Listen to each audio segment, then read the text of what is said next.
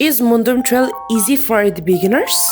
So hi everyone, this is your friend Ursula Rai and in this video we are going to talk about Mundum Trail.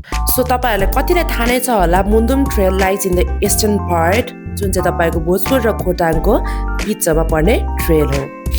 Obviously हिँड्न भने त्यति सजिलो चाहिँ कहीँ पनि हुँदैन है त. देख्दा नजिकको तर हिँडेर जाँदा चाहिँ अलिक टाढा छ यो गन्तव्य. तर ट्रेल भने यतिको रमाइलो छ कि तपाईहरु हिँडेको थकान पनि महसुस गर्न हुन्न. अलि उकालो त जहाँ पनि हुन्छ. सो यसमा पनि उकालो चाहिँ छ तर त्यति धेरै उकालो छैन. त्यही भएर तपाईले पिर गर्न पर्दैन.